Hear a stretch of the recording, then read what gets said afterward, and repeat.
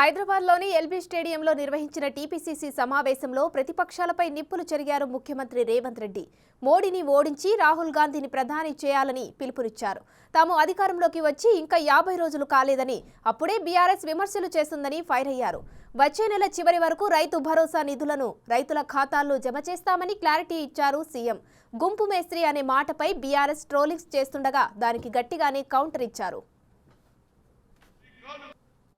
మన యుద్ధం దేశంలో మోడీతోనైతే సందర్భ సడమియాలాక పిల్ల రంగాలు ఇవాళ ఊరూరు తిరుగుతున్నారు. 10 ఏళ్ళు మేము అధికారంలో ఉన్నాం, మిమ్మల్ని దోచుకున్నాం, మిమ్మల్ని అవమానించినాం, మమ్మల్ని మన్నించండి అని నేను చెప్పదలుచుకున్నా. 100 ఎలుకలు తిన్న పిల్లంట తీర్థయాత్రలు పోయిందంట, అయ్యా నా తప్పైంది మన్నించండి అని. ఇవాళ పిల్ల రంగాలు చార్లే శోభరాజు ఇంట్లో వండుకుంటే ఉత్తగా వండుకోలే బీఆర్ఎస్. మొన్న జరిగిన ఎన్నికలల్లా బోర్ల మొక్కలేసి పొక్కలు మీరు ఇరగొట్టే బీఆర్ఎస్ వాళ్ళు పోయి బోర్లో వండుకున్నారు. ఇవాళ ఓడిపోయి సిగ్గు లేకుండా మళ్ళీ వీధుల్లోకి వచ్చి కాంగ్రెస్ పార్టీ ఇచ్చిన హామీలు అమలు చేయలేదని అంటూ నేను అడుగుతున్న, మనం వచ్చి సరిగ్గా 50 రోజులు కాలేదు. ఈ తెలంగాణ ఏలిన మీరు దళితులకు 3 ఎకరాల భూమి ఇయ్యలే, పేదలకు డబుల్ బెడ్రూమ్ ఇల్లు ఇయ్యలే, ఇంటికో ఉద్యోగం ఇయ్యలే, మైనార్టీలకు 12% రిజర్వేషన్ ఇయ్యలే, గిరిజనులకు 12% రిజర్వేషన్ ఇయ్యలే. ఏమి అని సన్నాసులు ఇవాళ మమ్మల్ని ఏమి ఇయ్యట్లేదని మీరు అడుగుతారా? మీకు ఏమరుగుతుందని నేను అడుగుతున్న బిల్లా రంగాలు. ఇవాళ రాష్ట్రాన్ని దివాలా తీపించిండ్రు, 7 లక్షల కోట్ల అప్పు చేసిండ్రు.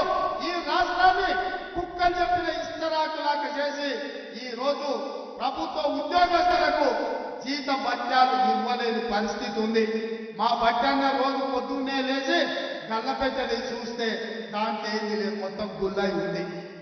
ఉద్యోగస్తులకు జీతాలు ఇవ్వాలి ఎట్లా భత్యాన్న అంటే ఆయన అక్కడిక్కడ చూస్తున్న రోజు రూపాయి జమేసి వాళ్ళకి జీతాలు ఇచ్చే పరిస్థితి. అయినా పింఛన్ ఆపలే, జీతాలు ఆపలే, లేకపోతే పేదలకు జరిగే సంక్షేమ పథకం ఆపలే, రైతు బంధు పథకం ఆపలే. ప్రతి సన్నాజోడు ఇంకా రైతు బంధు వేస్తలేడు అన్నట్టు. అక్కడక్కడ రేవంత్ రెడ్డి మేస్త్రి, రేవంత్ రెడ్డి మేస్త్రి అంటారు. అవును బిడ్డ, నేను మేస్త్రిని. మీరు విధ్వంసం చేసిన తెలంగాణను పునర్నిర్మించే మేస్త్రిని.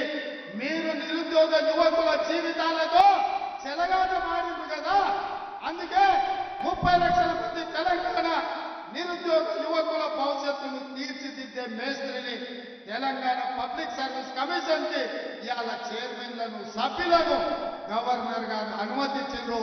ఇవాళ నుంచి వాళ్ళ జీవితాలను పునర్నిర్మించే మేస్త్రిని.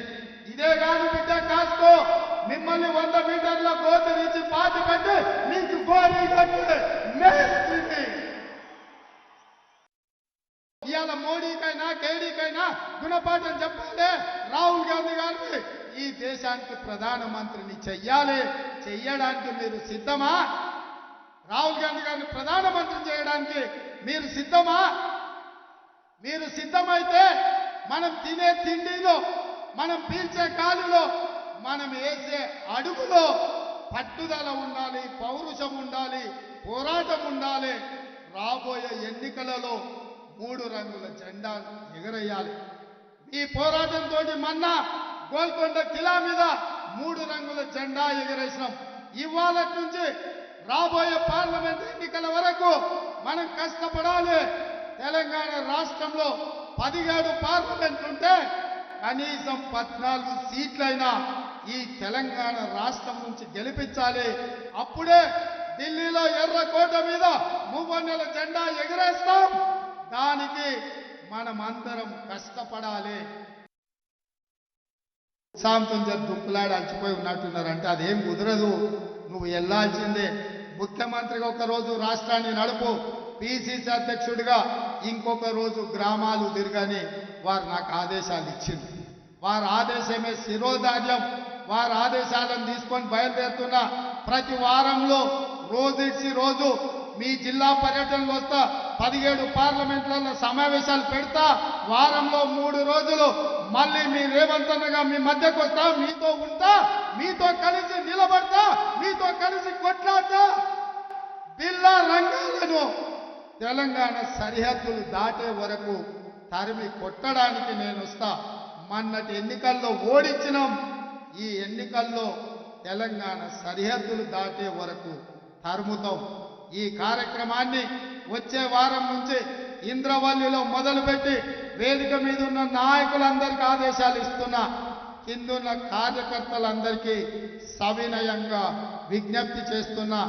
మన పోరాటంలో ఇప్పుడు ఇంటర్వెల్ మాత్రమే. అసలు సినిమా ముందుంది.